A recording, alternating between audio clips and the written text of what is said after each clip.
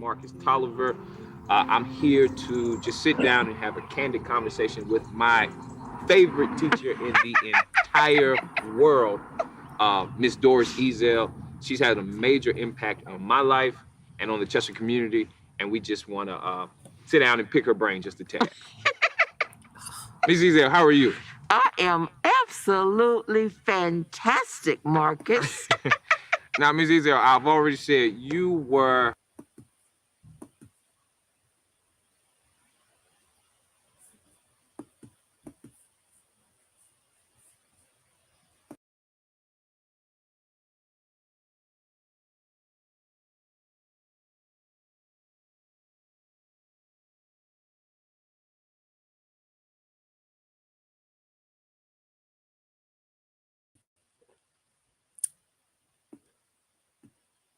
All right, let's try it again. Can you hear me, Tammy? I can't hear you. I can hear you. Okay. All right. So let's try this again with our we're gonna just give us a second.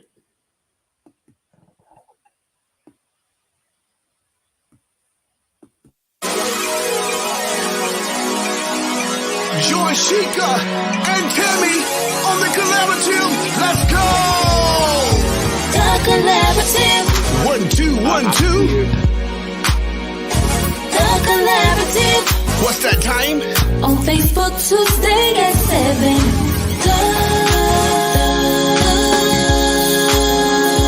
The collaborative. The collaborative. Who we have? Come on. We have our leaders. We have our teachers and our parents. We have our authors.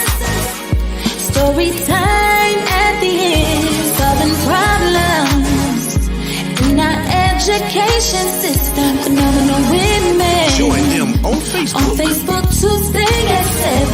The collaborative. It's that time. You're with Sheka and Tammy. The collaborative. Phenomenal ladies. It's educational. We're on the Facebook. The collaborative. The collaborative.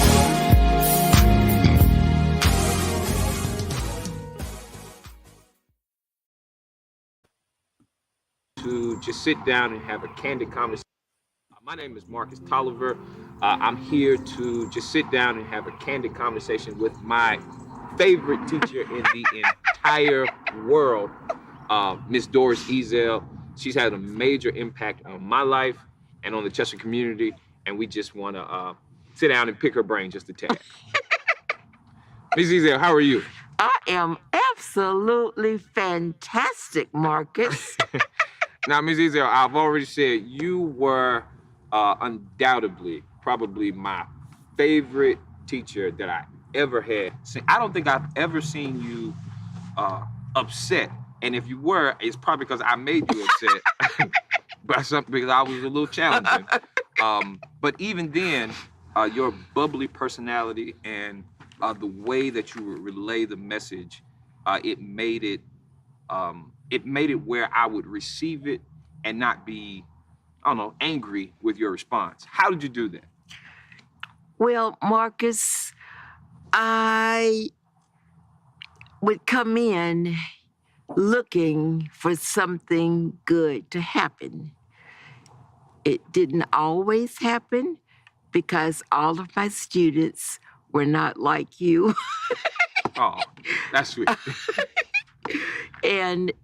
But I would have to look for the good. That's right. In every one of my students. Tell me what you think about the importance of words. Do you want to hear a poem? Yes, please. Okay. I'm so excited. Symptoms of springtime.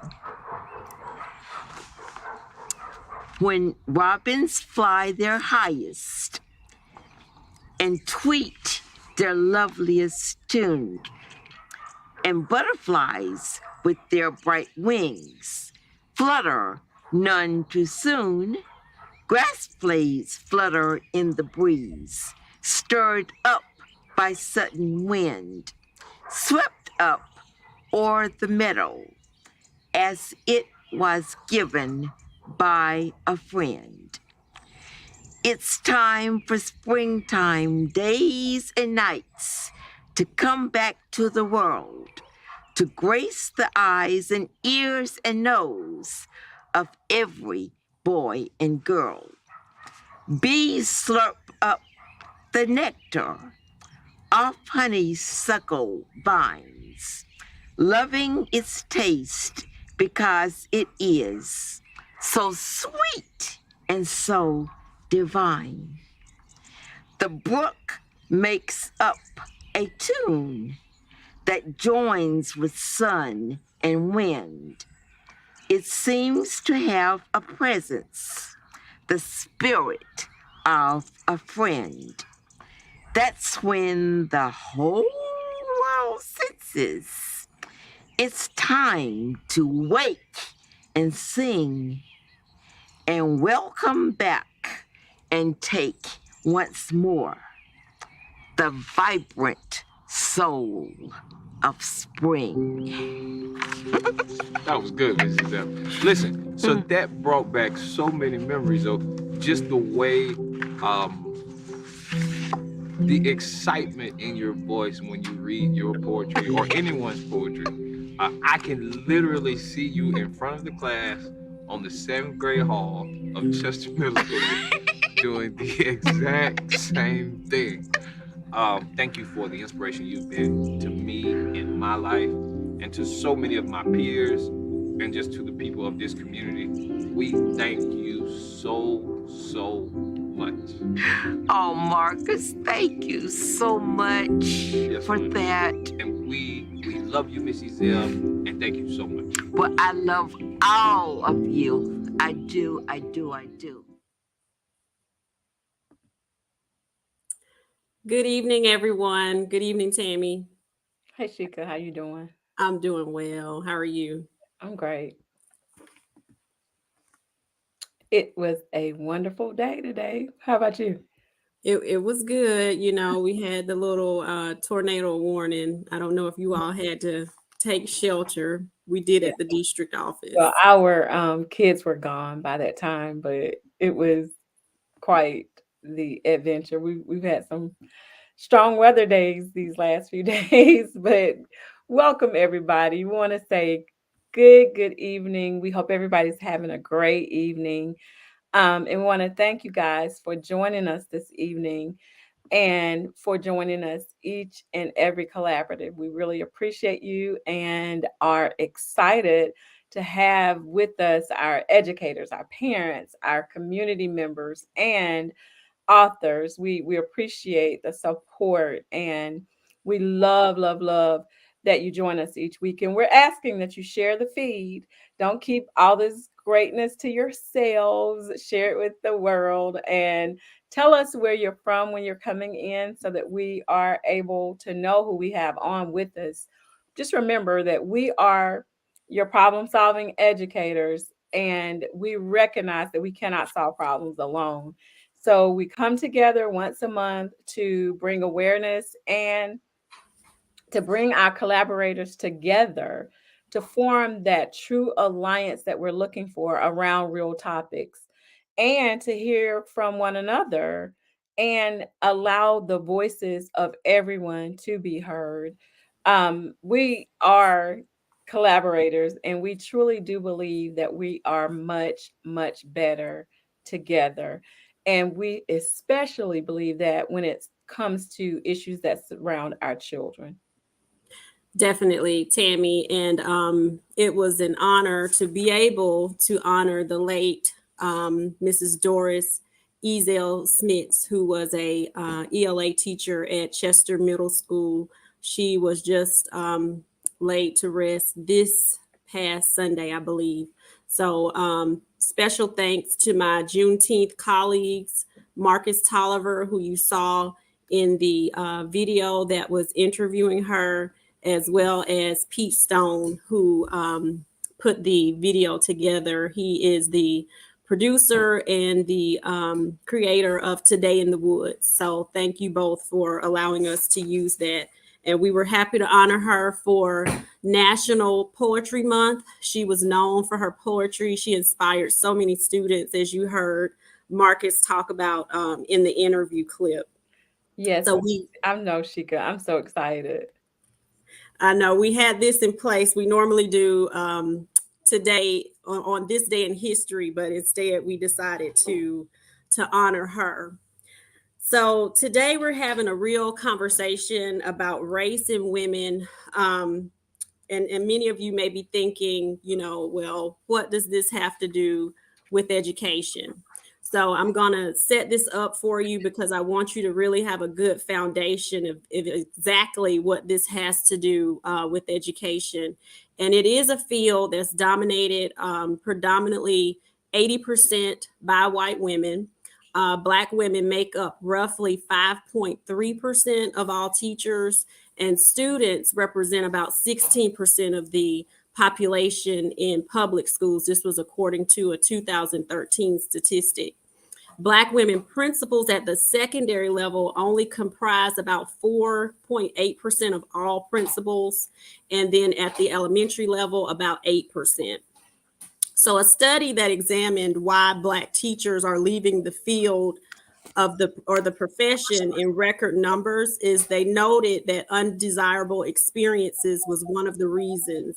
And this was to include microaggressions, which are biases against marginalized groups that make people feel insulted, uncomfortable, and or angry.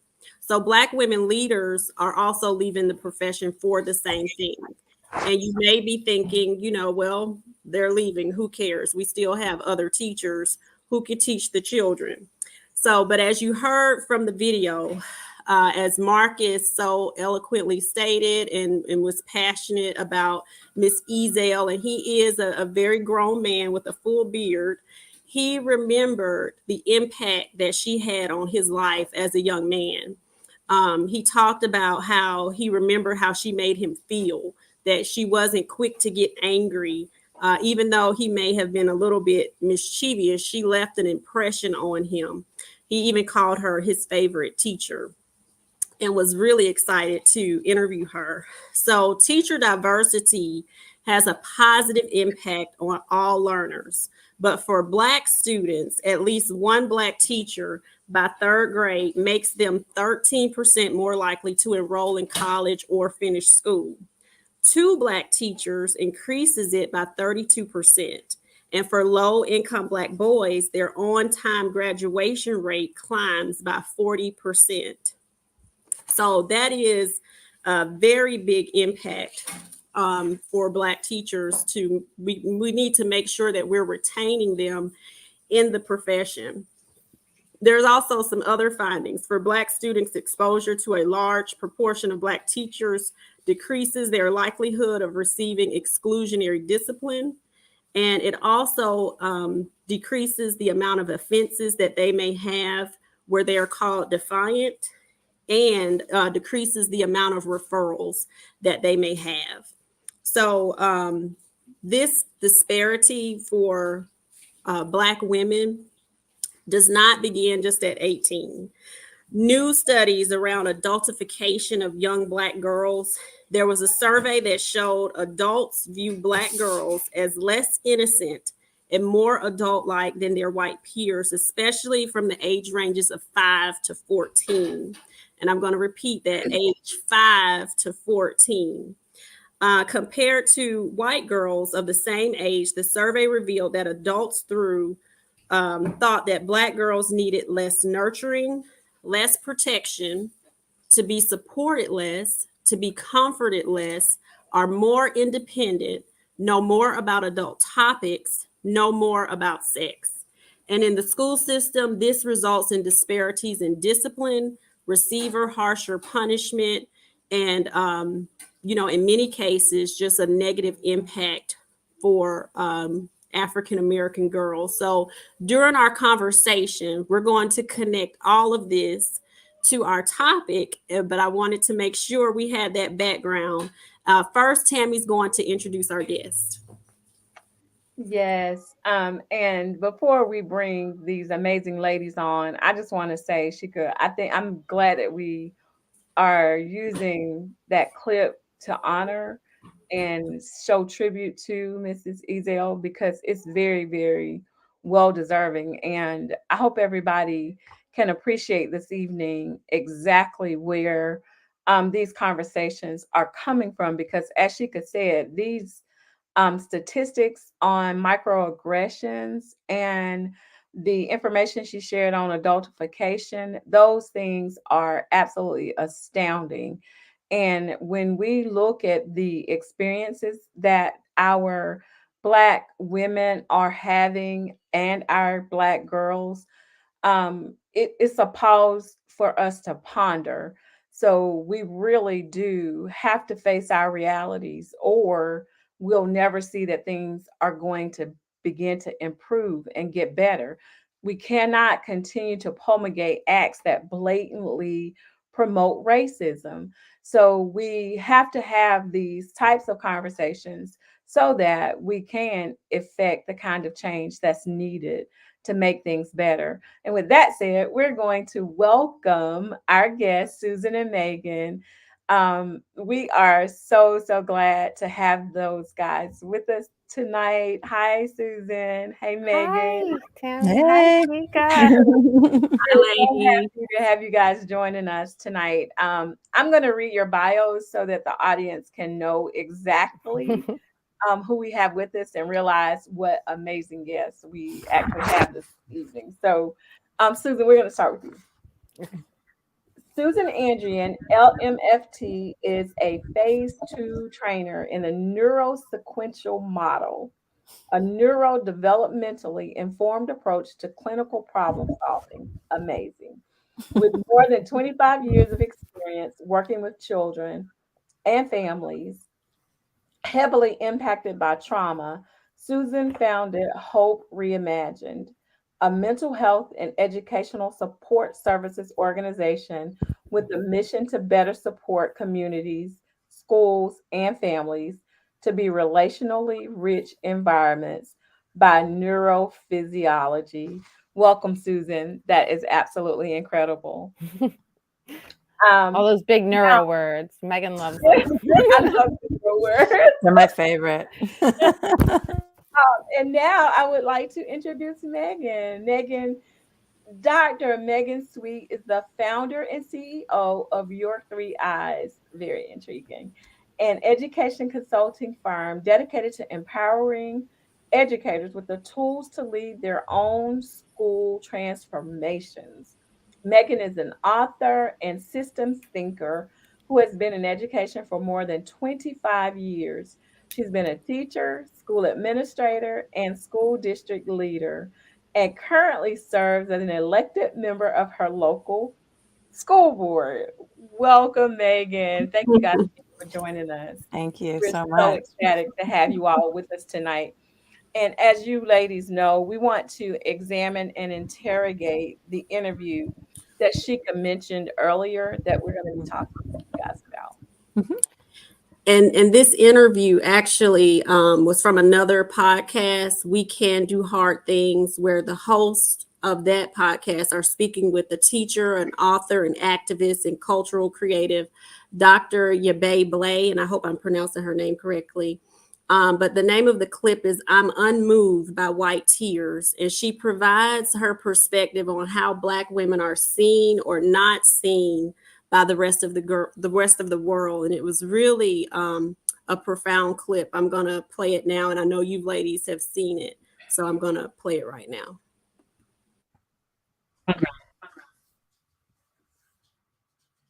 I'm unmoved by white tears. Most of us are unmoved by white tears because we don't actually think they're real. It's a performance.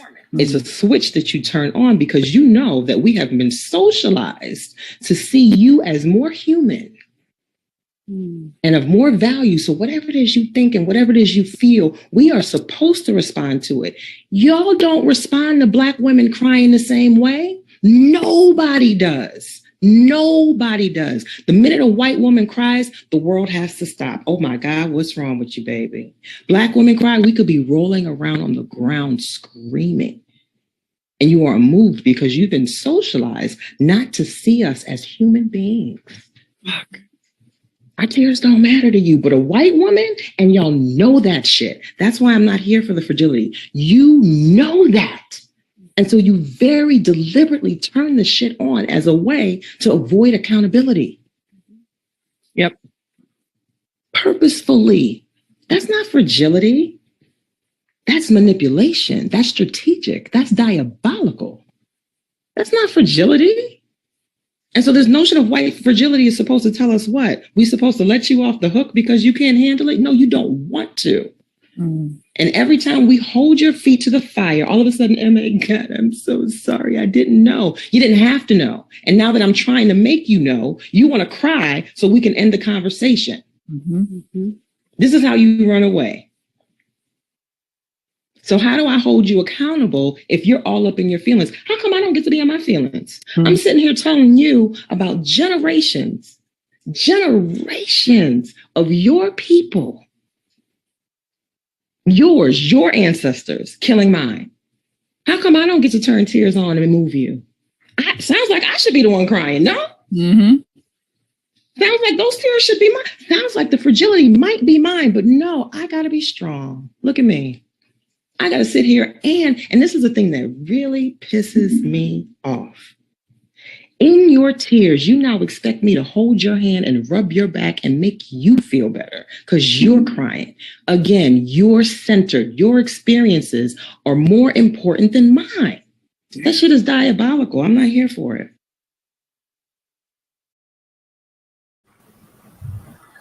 So she really, and I forgot to put the disclaimer up there about excuse strong language. Sorry. But she really, she really just spoke the truth. And I am glad that she did. And I'm also glad that those ladies allowed her the platform to speak that truth. So, let's start the conversation here. And I want to invite you all, Susan and Megan, to share your reaction to the first comment from the interview when she said, "We have been socialized to see you as more human and of more value," because what it made me think of was that image of the J. Marion Sims. I have it here, the so-called father of gynecology who perfected his gynecological surgeries by practicing on Black women with no anesthesia because it was thought that Black women didn't feel pain. So that was the first thing that it made me think of. But you all tell me, and also that survey where it talked about how young girls are seen as less, they don't need to be nurtured. They don't need to be protected. They need to be supported less and comforted less. How much of this comes from this type of thinking that is so deeply ingrained in our society? But just tell us, your reactions.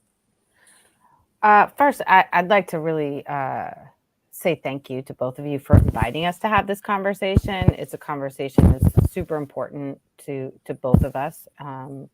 And I think we need to be having it across difference and we're across the country. We have so many ways in which we're diverse in this space. And I think it's really important that we have these difficult conversations.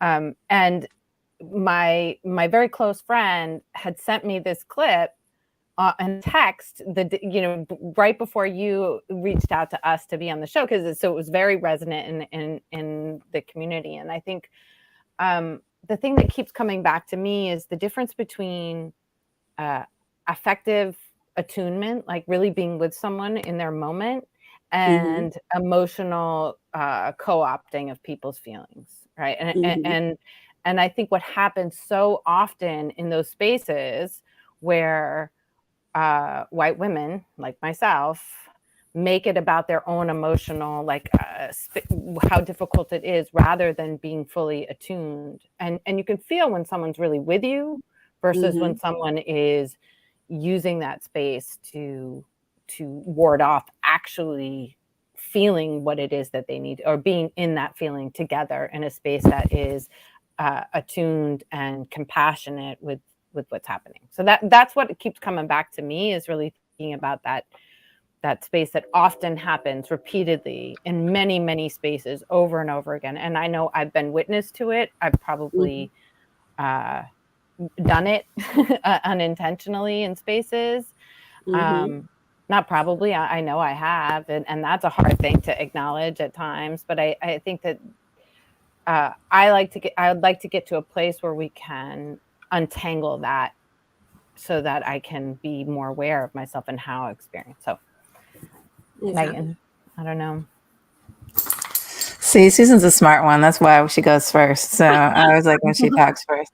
Yeah, I want to agree with Susan and just thanking you for inviting us to be in this conversation. It's a real honor that you trusted us to have this conversation, because talking about this, especially with white women, is a vulnerable act in and of itself. And to do it live and in a podcast and with lots of people watching, it's another whole thing. So I just appreciate your trust in us to have this conversation with you.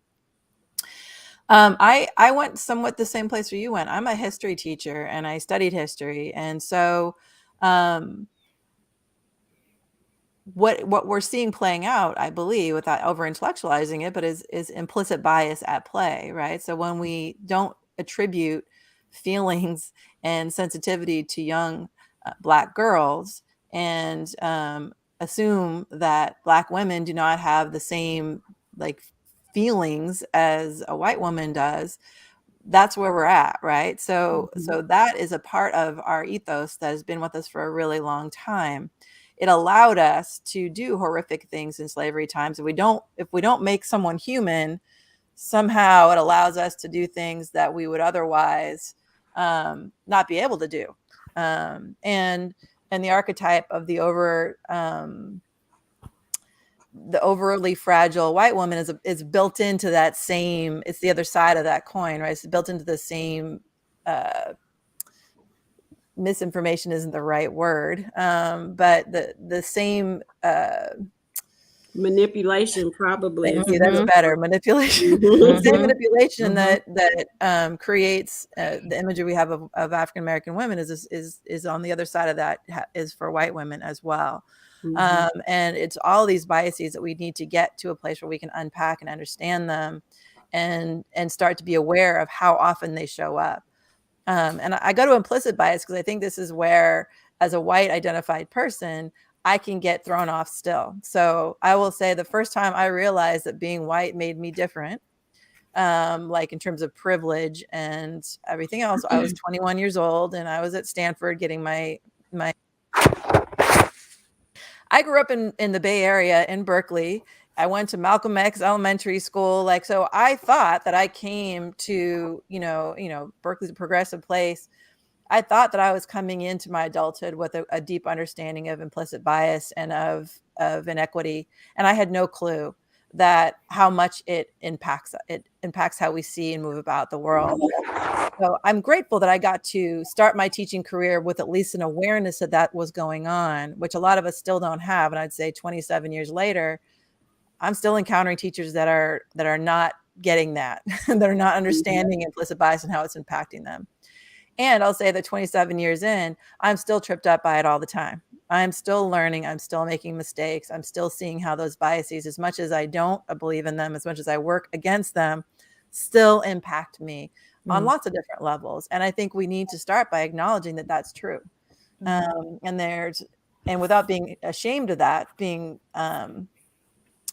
dedicated to changing it, but acknowledging that that's just a fact of us living in the United States, being influenced by the manipulation that we've had for hundreds of years that allowed us to establish a slave trade and have slavery in the first place and maintain it, and then maintain all the laws that we've been using ever since then to maintain it in different forms.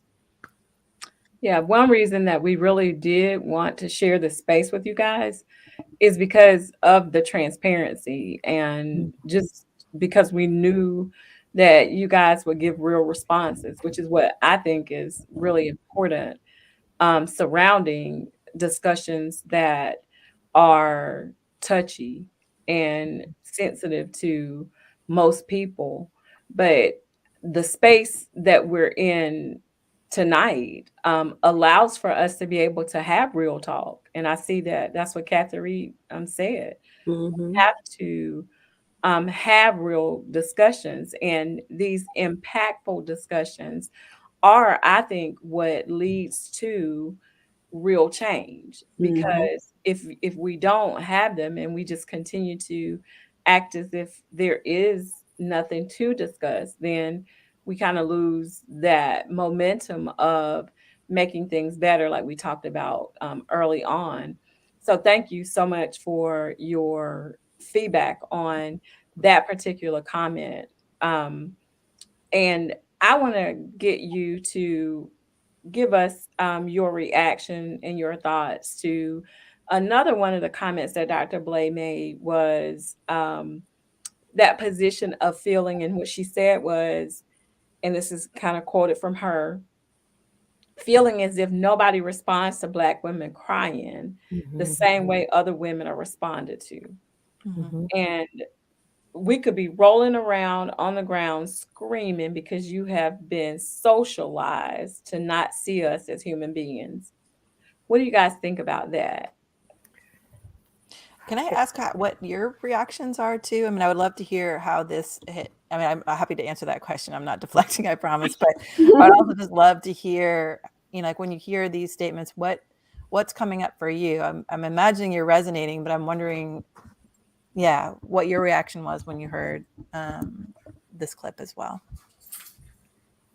Sheka, you want to go back to your initial comment and kind of talk about what your thoughts were, and then I'll lead in with what I thought about, because that was a part of what I wanted to share, because I think that that particular comment is two-sided. I think it's twofold. So I want to talk about that.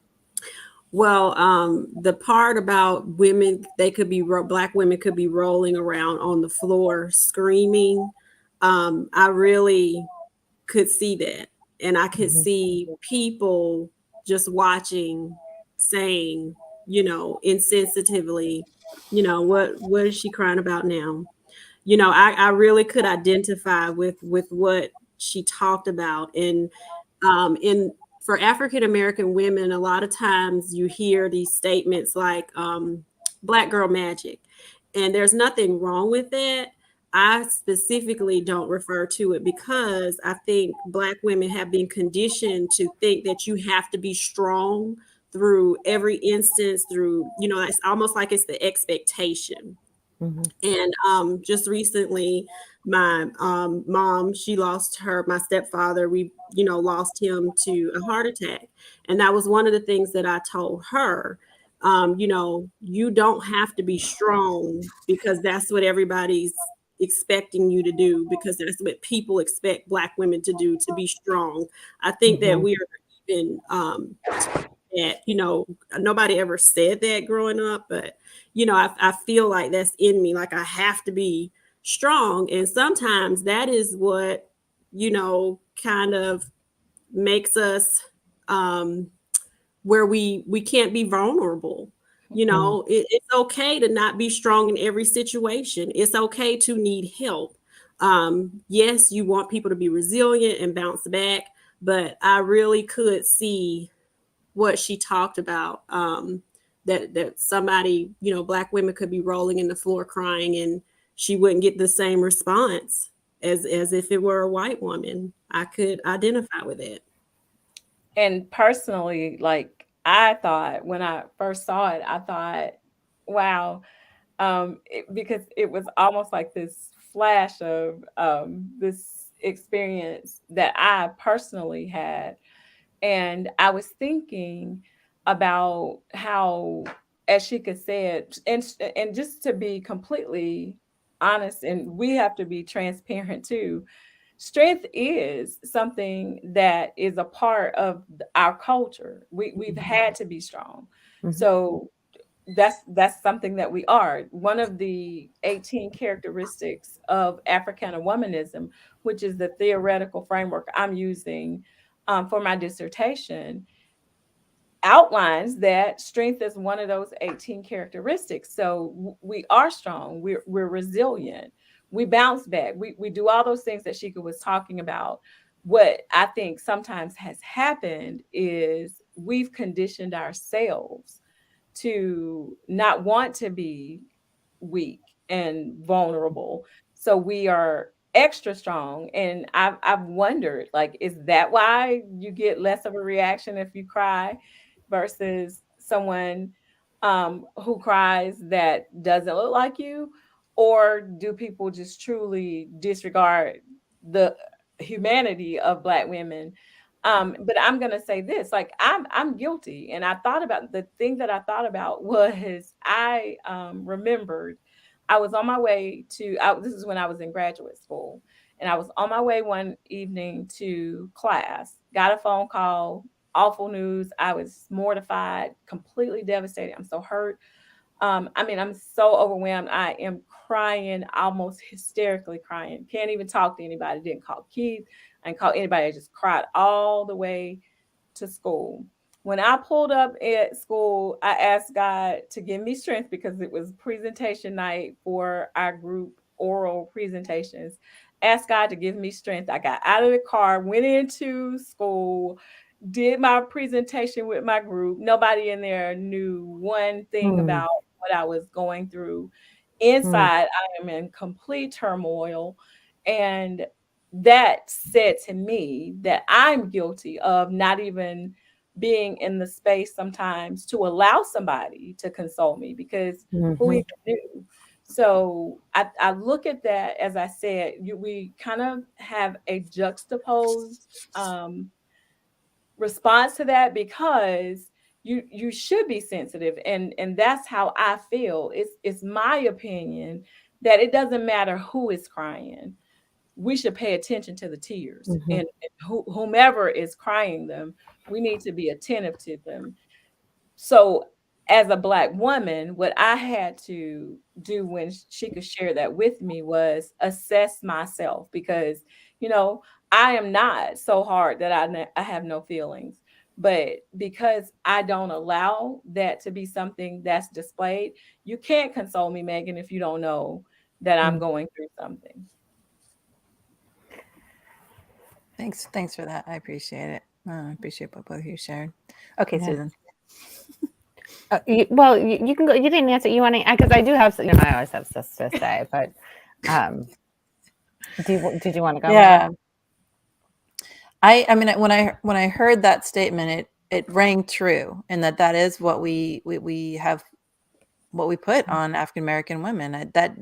That made sense to me, and it makes sense that you didn't feel permission either, because implicit biases affect folks in the in group just as much as it affects folks in the out group, right? So we all kind of may I walk just say that. this, Megan, because this is what I'm saying, so that we are in the same space. And you're right, it was about going into that situation with a feeling, because what I didn't want was to be perceived as, oh, here she comes with the sob story this evening when it's time to do our group presentation, and she's not prepared to do what she needs to do.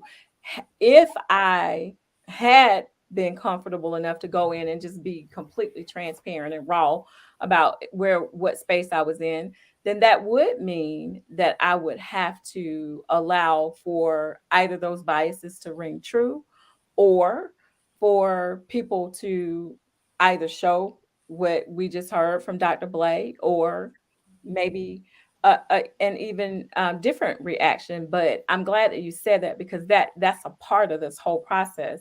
When we don't have those types of relationships that allow for us to just be who we are and to present that real, nothing is a facade. It's all about what is happening.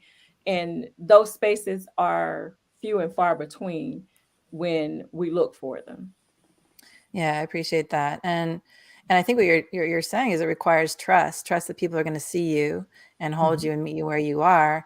And there's a lot of reasons why that wouldn't be something you would be wanting to lean into, especially not when you're already in a vulnerable space. So yeah, I mean, I think your question was, what sense do we make of that statement? And to me, I understand it.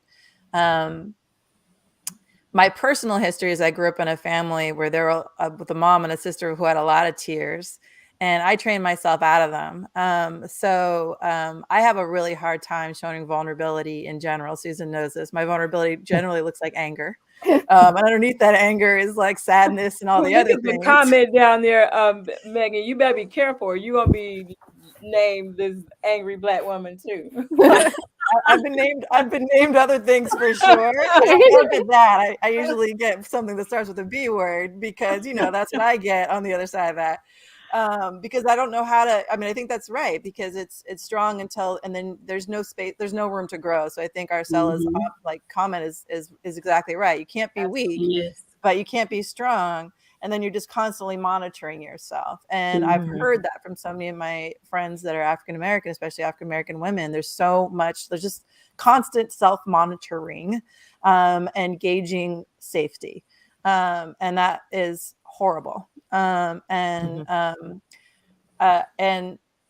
so I get the comment and I get the juxtaposition with white women, the white fragility, because I see that too. And it makes me recoil too, frankly, again, because partly from my own childhood and what I grew up with, that kind of fragility, especially when it feels really manipulative, is really hard for me personally to be around. And I struggle with it, and I can see it in other people. And it's extremely challenging for me to see and be around. And so I don't show it that way, but I see it and I understand what you're talking about. And that's not me trying to act like I don't have fragility. I listened to the whole that whole interview. And what got me, if I'm being like totally honest, is what followed after the comment around the white tears, which is, and it came from the host, Glennon Doyle, when she said, right. And when people say that's not them, then that's another form of fragility. Like, well, I don't cry. I'm not that person. I'm not, and for me, that's where it gets hard too. Cause I'm like, well, I don't cry. I'm not that person. And so I feel defensive as well. So I'll just name, I feel defensive sometimes when that comes up. So my form of fragility probably shows up more in deflection and in trying to distance myself from those same behaviors. I can say that intellectually, I'm sure it's happening, but I know that, it's hard for me also to understand and associate with it. I can see it when it's not inside of me, I guess is what I can say. I can see the white privilege when I'm not acting it out. When I'm acting it out, it's harder for me to see. And so that's why it's a constant work for us to pay attention to that and understand when it's showing up for us. And for me, probably it shows up in like, that's not me. I'm not that person. And that's the work I have to do. For me, a number of things came up. One, I want to link it back to that data that Sheka brought at the beginning around how we see girls starting at age 5 as more grown. And so I think that it starts at that moment when we start to not see children as children, not allow them to have the experience of being a child, but over sexualize them, over pathologize them, over all of it, right? And I watch this every day in schools. I watch well-intended educators make assumptions and see behavior differently between two different children that look different, and how to untangle the way that shows up in schools, in educators who want to do well, who just are not aware of the way in which they're early. And this gets back to the neuro stuff, right? This stuff is deep and early. These messages come, they are intertwined from the very beginning. And looking at Joyce Dorado's work and the synergistic nature of trauma, which means that the whole of the experience, the individual, the interpersonal, the historical, and the systemic way in which oppression is all intertwined. And so what can happen is somebody's individual way they're showing up with their feelings or with an emotion, people want to put it in that individual context rather than the larger collective context of which we're in. And so I see a lot of comments of tears are tears, and they are, but when what I have seen often is well-intended educators, because that's the world I live in, teachers, who, when you bring to their attention the way that they're showing up and their own biases and the way it's impacting children, and to call them on, I see you send this child out more often. Mm-hmm. This child is in the office more often than this other child. Why? You know, when we bring that to their attention, that's when the fragility shows up, because the tears aren't about, it's about, well, you're calling me a racist, and how could I be a racist? And rather than looking at the way white supremacy works in a holistic way in which it's intertwined in sort of every fabric of the way this country was built, and particularly our education system. And when I read the book that I heard about on your show, was Cutting Education, I think it's Cutting Schools, which one of your guests referenced, and looking at the systemic way in which racism has played out in the funding of our education, in the building of our education, in every aspect. So when we dehumanize, or we take people's right for their own feelings and emotional experiences, and then when it's co-opted, and I think that, and I keep going back to that word because I feel like there's a big difference between empathetic attunement, where I'm here with you and I'm really feeling, and we're in a symbiotic relationship in terms of, rather than I'm stealing the emotional energy out of the room and putting it on myself to deflect from having the difficult conversation. And so, and the other piece about it is that we cannot see Black women in their ultimate, if we really allowed for the depth of the historical impact of all of that, then we have to really feel the weight of it. And so people don't see when there's deep emotional pain, because they're afraid. Right. Well, thank you both. And I would just add to that, you know, when we talk about it being a part of our culture that we're taught to be strong, I mean, that is rooted again in slavery, because when you are in a home with your husband and you are dragged out to be raped, you know, by someone in front of him where he can't defend you, you know, and then you come back and you have to pretend like that didn't happen. You know, all of that trauma, and there's research to show that has impacted basically the DNA of African American people. You know, that has been passed down, not just culturally, but through DNA. When you think about the things that had to be endured, you know, you had to rely on some other strength in order to even be able to just make it through the day. Yeah. With what was happening. So a lot of that is passed on. But someone asked, you know, how do we change this? And I think it starts with just like what we're doing today. We're bringing light to it. We're not afraid to have the conversation. We're not afraid to say, this is happening. This needs to change. If you're doing this, change it. And if you see other people doing it, you need to speak up. And it goes back to also when I talked about how the Black teachers are leaving the profession in droves. This is what they're seeing, the differences that are being made between students and how they're disciplined differently, or their schedules are being changed to the Black teachers' classrooms because we have all the answers. We know how to deal with the Black children. Or for Black African American leaders, hey, we're going to put you over to Title I school with the Black children because that's what you know how to do. But then if you don't know how to do it, you know, now, oh, you failed. We're not going to give you any help. We're just going to put you back in the classroom.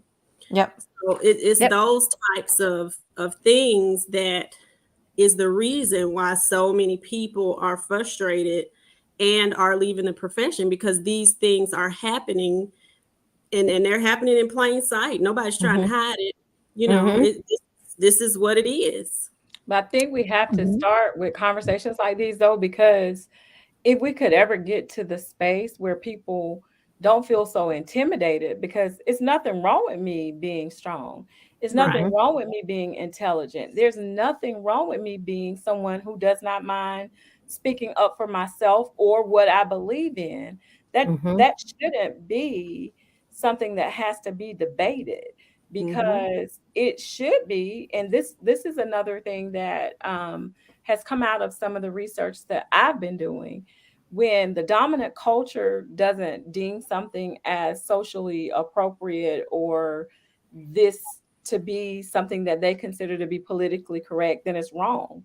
But just because it isn't your norm or something that you know about or something that you understand doesn't make it wrong. It's right to be me. I'm right to be who I am, and Absolutely. to be me, because that's who I am. So you can't allow me to intimidate you, or for you to feel some, I'm not sure what type way that makes people feel, but just embrace it and allow me to be you, and I allow you to be you. I allow me to be me. We can all operate in our respective spaces together. And that's where that whole thing about us being stronger together will become a reality. Because if we ever get to that spot, then there is no need for that whole. And I know that people take offense when we talk about, and I think when she said, um that whole fragility, she just doesn't pay it any attention. Like, I'm over that. I'm not listening to that. And people take offense to hearing fragility, because it's said in such a negative connotation. However, if we could realize, if that's who you are, be who you are. You can't manipulate me with tears. I'm not going to try to manipulate you with tears. Let's just come at this as who we are. Let me be okay to be me. And that's one of the things that's missing. And I think both of you touched on that. If you feel free to be you, and I think that you were right, Megan. Trust is a huge part of that. Huge. Because that's a link that's missing. We don't have a lot of trust. And so because you don't have that trust, it's hard to move forward. Yeah, I think there's so many. I feel like we could talk about this for like 5 episodes. So I think we should come back, because there's so many layers to this, right? So we're all women educators who have been in school for a long time, and the way that we interact with one another impacts our willingness or ability to stay in our jobs.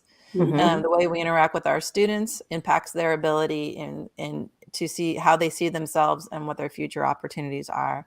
And we're all in this soup of historical racism, white supremacy. It's to the point where we can't often even see it. And it does require that we work on ourselves and develop that curiosity about ourselves. The first time I heard that I had privilege, I wasn't there for it. I was mad. I was like, no, hold on a minute. I grew up poor. I had to describe everything myself. I am, and sometimes that person still shows up. I'm like, but wait a minute. I'm a single mom. I've been trying to make it on my own for forever. And it's hard. And what somebody said to me, luckily they had the grace to say to me when I was 21, and definitely didn't say it in nearly this nice of a way. She was like, look, it's not that you haven't suffered. It's not that you haven't had hard moments. It's that you haven't had to also be an African-American person or a Latina, or, you didn't have that also. None of that was because of the color of your skin. You had and the color of your skin adding another layer of the challenges that we work through. And I was going to just add that, I grew up in a single parent home as well. And people would still look at you differently than they look at me. So, you're right. And I'm glad you came to that revelation, because there's a lot of people who have that same thinking.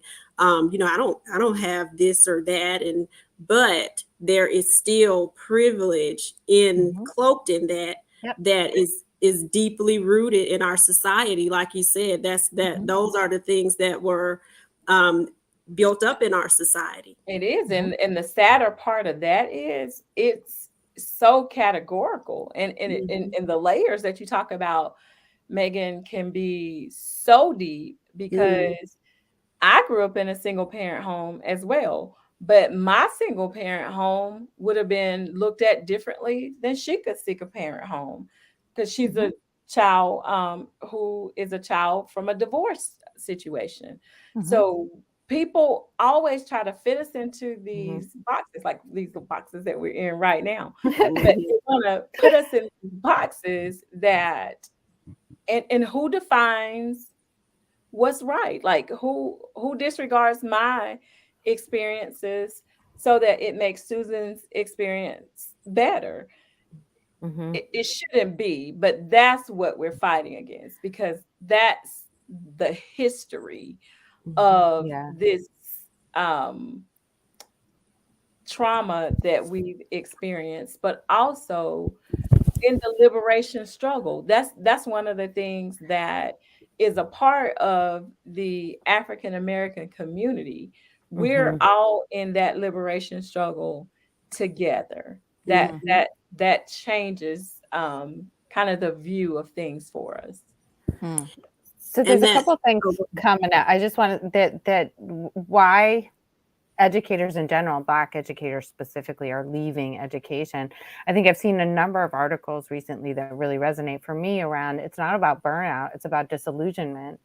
And I think we're disheartened and disillusioned by what's happening right now in education, and just like continuing to ram up. And then the other piece I wanted to reference is you haven't asked us yet what we're reading, but I was prepared for that. I don't know if it's coming, but I was ready for the question. And so I am reading The Four Pivots by Sean Jenwright, which is about healing-centered social justice. And I just finished the chapter on problem loving, and how we're really prone to problem loving, that a lot of our work is around, and it isn't that we shouldn't and don't have to dissect what is wrong, but part of what he's really promoting for us to do is to start to define things by what we want to see.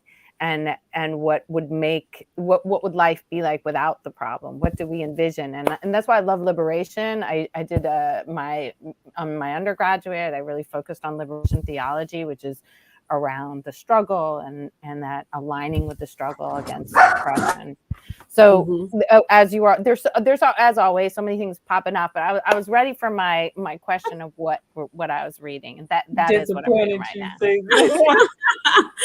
Thank you. And you brought up that point about religion, and I read something recently about how before, there was no depiction of what Jesus looked like, and the fact that a white Jesus was created was also rooted in racism, because it demoralizes when you look at this person as the person that you worship, and you're accepting that race, it adds a whole nother layer onto it. But we're not going to get into that one today, but because you brought that up, it made me think about it. And this last thing, the final comment, and this was something that really resonated with me, because as a school turnaround principal, one of the biggest things that changed the culture of my students, and I was at a predominantly African-American school, and I think the teachers as well, is when we brought in Dr. Chika Akua, and he did the cultural relevance training for the students, the presentation for the students, where he showed them the negative imagery that exists in the media of how African Americans are depicted and what their actual culture rooted from Africa was. And to see them sit up in their seats, to see them have the pride that they have after they saw his presentation. And these are my students that, they got to keep them cool points. So, they might have been leaned back in their chairs a little bit because it's not cool to be smart, but their eyes never left what he talked about. And I know it resonated with them, because we wouldn't have had the changes in our scores that we had without them saying, well, you know what, I am somebody. I am something. I do come from something, and what I've been taught, which in 8th grade history is mostly about picking cotton, are the images that children see. Besides, Black History Month, Martin Luther King, and everybody. And not to say that Martin Luther King isn't important, but there's more history to learn in it. This next one really resonated with me because she said, your experiences are more important than mine. And this is exactly where this critical race theory is rooted in several states. South Carolina is about to adopt it. And I say about to because I don't have any faith in the legislature that they're not going to move forward with it. But this is where this is rooted, that we don't want to make sure culturally relevant pedagogy and literature and responsiveness is put into the curriculum, because my white child over here might feel bad about themselves. What about the Black children who don't feel good about seeing everybody picking cotton every 5 minutes? What about that? So when she said that your experiences are more important than mine, we can blatantly see that in the curriculum. I saw it when I was in high school, and I complained that why are we having to take African American literature as an elective? Why is it not in our curriculum? And my white teacher sent me to the Black teacher to have a little talk with me because I was talking too much in class. So, these are the types of things that children see because it's blatant. Like I said, it's out there in plain sight. It's not hidden. So what was you all's reaction to that? Your experiences are more important than mine as it relates to critical race theory. Yeah, you made me think about. I can't disagree with that statement. I think that's true because we're in a society that's guided by white supremacy. That is true, and that's why this is so important that we have critical race theory, which is really just actually owning our history and acknowledging it, and also acknowledging the breadth of all the other contributions anyone is bringing to the table, rather than just focusing on certain stories or individuals, right? So you named it much better than I did. An example of this that was in my head as you were talking was I was an administrator at elementary school in a part of town that was all not white, so primarily African American and Latino students. And I had a brand new baby teacher that I was supporting, and she was white, and I was observing a class, and she was trying to get the kids to make a connection between like sports and the content that she was teaching. And she was frustrated that the lesson wasn't working. But when I looked at the sports that she pulled out for the kids to talk about and connect to, she had polo, she had scuba diving, like I'm like, just look out your window. Kids are playing soccer on the yard every day. That would have been one, so she was so disconnected from the experience and the life of the students that she was supporting. And she couldn't understand how the kids weren't making that leap. I'm like, polo doesn't mean anything to our kids. Right. You're not bringing in polo. It doesn't mean anything to me either, but like I can make the connection. As somebody who's white and who's grown up in this environment, I can make the connection that she was trying to make. But our students weren't. She understood it and made the pivot, and she's actually now like a very celebrated educator here in California, which is great.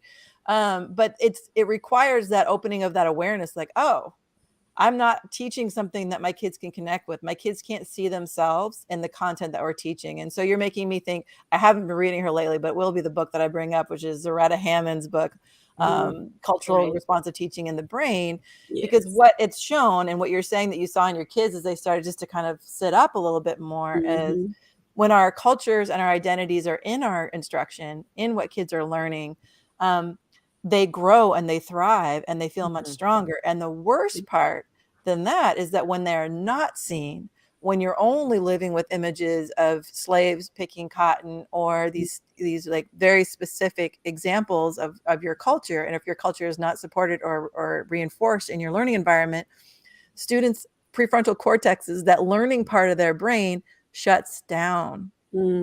So kids are in a fight, flight, freeze mode, and they're not actually able to learn at their full capacity because they're not being seen. They're not feeling safe. They're not feeling like they're being represented in their classrooms. So that's what I'm saying. It's like so many different layers. And I want to just add on to that is the white kids also are harmed by not learning true history. That protecting white children from the truth of what our history is harmful to them too.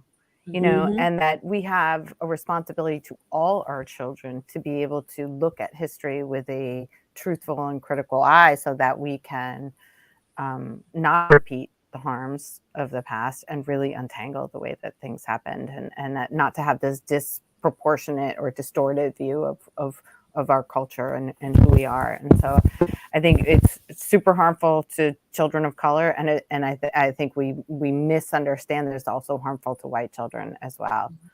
Absolutely. And I really do think that the representation, like you said, Megan, is so critical for kids to be able to see people that are like them and to see that this is not where your history started. And Sheka took a little more dramatic approach to it with the slavery and cotton picking and all that. But there are some subtleties too that get thrown in there that we come to see in print and pictures, and that's that whole image of the ghetto struggle, or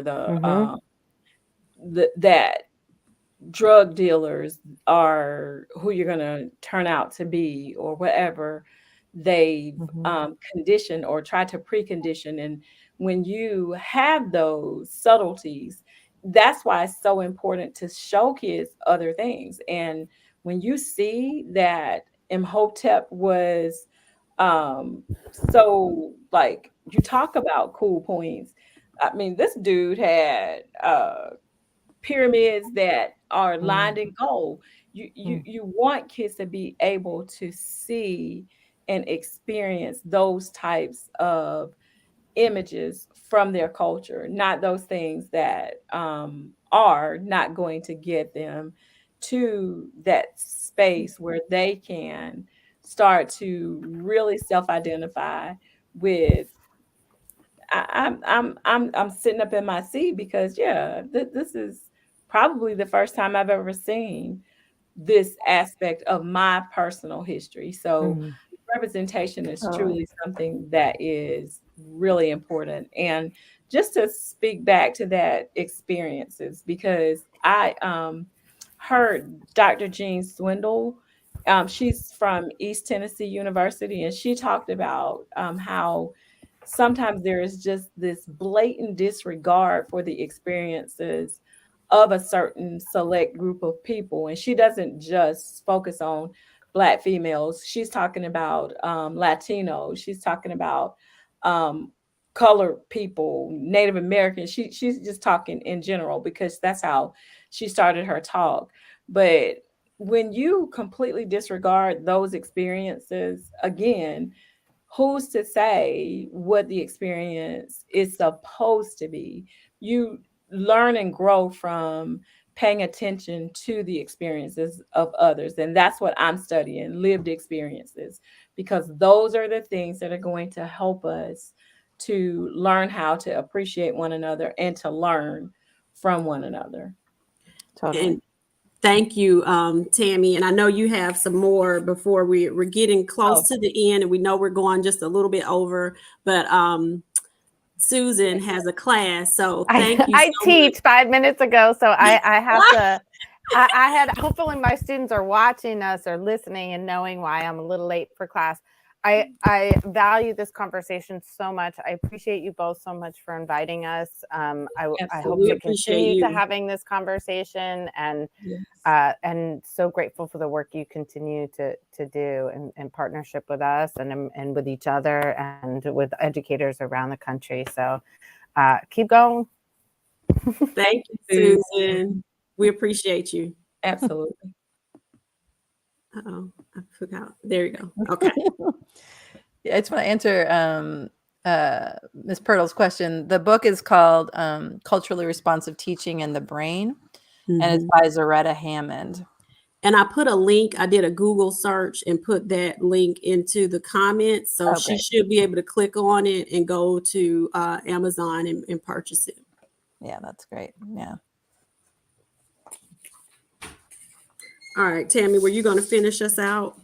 I didn't realize we were over time. No, we'll do that. No, I think this is important to end this. Go ahead. Okay. All right. So what we had talked about ending with, and Megan, I think you can appreciate this, but we were talking about ending with Sojourner Truth's Ain't I Woman, because those microaggressions that we've been talking about, she really speaks to and hits hard in there. And that's the first part of the dissertation that I am writing right now. But being that it's Poetry Month, and we also wanted to really spotlight some of the people who, and this is something that is a part of those subtleties that we were talking about before. These voices have been silenced for so long. People don't even know who some of these people are. We decided that we were going to end on a speech that Frances Ellen Watson Harper made. And it's very similar to the one that Sojourner Truth shared. Harper was a suffragist. She was an abolitionist, and she was an amazing poet herself. So that's why we thought it would be fitting. But this phenomenon that we are talking about dates back to this happened in 1866, and there has been this ongoing contention almost with Black women and white women, because they've never been able to agree on race being a primary factor in the life of a Black woman. And these were all suffragists together. Elizabeth Cady Stanton and Susan B. Anthony worked alongside Harper at first, and they parted ways after this because she was very vocal about, we can't support you on, you guys want to suppress the Black man. And they were very adamant that white women were due the vote before Black men. So they were on their own soapbox. And some of these Black women were saying, we can't join you in this fight, because this is not what this is all about. That we are a trapped pirate. We are 3 times disadvantaged. We're minorities in 3 different categories. We've got race, gender, and class. So we can't just single out and focus on getting the right to vote for women, because we're not doing justice to who we are as a people. And what we were going to close with, when Miss Harper challenged her counterparts, they, of course, took exception with that. But I'm going to read you. That's how we're going to close today, with how she addressed them at this convention. And again, this is in 1866. She said, "I do not believe that giving the woman the ballot is immediately going to cure all the ills of life. I do not believe that white women are dewdrops just exhaled from the skies. I think that, like men, they may be divided into 3 classes: the good, the bad, and the indifferent. The good would vote according to their convictions and principles, the bad as dictated by prejudice or malice, and the indifferent will vote on the strongest side of the question with the winning party. You white women speak here of rights. I speak of wrongs. I, as a colored woman, have had in this country an education which has made me feel as if I were in the situation of Ishmael. My hand against every man, and every man's hand against me. Let me go tomorrow morning and take my seat in one of your streetcars. I do not know that they will do it in New York, but they will in Philadelphia. And the conductor will put up his hand and stop the car rather than let me ride.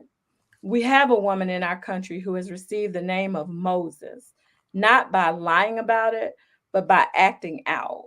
A woman who has gone down into the Egypt of slavery and brought out hundreds of our people into liberty. The last time I saw that woman, her hands were swollen. That woman who had led one of Montgomery's most successful expeditions, who was brave enough and secretive enough to act as a scout for the American army, had her hands all swollen from a conflict with the brutal conductor who undertook to eject her from her place. That woman whose courage and bravery won a recognition from our army and from every Black man in the land is excluded from the thoroughfare of travel. Talk about giving the ballot box to women. Go on. It is a normal school, and the white women of this country need it. While there exists this brutal element in society which tramples upon the feeble and treads down the weak. I tell you that if there is any class of people who need to be lifted out of their airy nothings and selfishness, it is the white women of America. And this was at the proceedings of the 11th National Women's Conference. Very profoundly spoken by someone who got pretty much erased from history. Because if I hadn't shared that, have you ever heard that before? No. Because they really don't acknowledge this. They really just kind of took her out of most of the accounts of written history don't contain this, because she dared to be different and was willing to express herself about what she thought when they were so adamant that they were shifting their focus from getting women the right to vote to blocking Black men from being able to vote. Yeah, that's powerful. And we're still suffering with that today. So I think it's profound that you name that. And I agree with both of you. I think it's conversations. I think it's being willing to look at ourselves and understand our privilege as white women, and to continue to pay attention to that, and to listen. Definitely. Yeah. Thank you so much for having me. We're so glad you came. Yes. Thank you for being a part of the conversation, you and Susan. And we didn't intend to go over, but sometimes these conversations take longer than the allotted time. And I think it was important to finish every thought. So thank you all that joined us today. We appreciate you all sharing the information on your feeds, because this is an important message to get out. If you haven't already reserved your copy of It Doesn't Have to Be Lonely at the top, Tammy and I talk about our leadership journeys as African-American principals. And we talk about some of the microaggressions that we experienced in that book. But we also outline a roadmap to help leaders in schools where a lot of times you're not really given any direction on how to turn the school around or how to make sure that you're on the right track. So it's not just a roadmap, but also details our story, and you can reserve it at our website that I put in the comments. Tune in with us on Saturdays at 10:30 for the Fantastic Four. We're part of a great professional learning network that starts at 10 with Principal Sean Hurt. us at 10:30 right here on our page, and then Principal Kafele at 10:55, and it ends on Sunday at 7 with Unlock the Middle. And join us. Tammy and I are going to be doing an interview with Reflections of the Heart platform. Chandra and Georgette, we're going to be talking about the role of the principalship. That's going to be on Thursday, but we'll share that on our page. And next week, we will start our authors highlight series where we're highlighting published authors. Again, we're highlighting more poets for National Poetry Month. So thank you all for joining us. We appreciate it, and have a great rest of your evening. And thanks, guys. Thank you.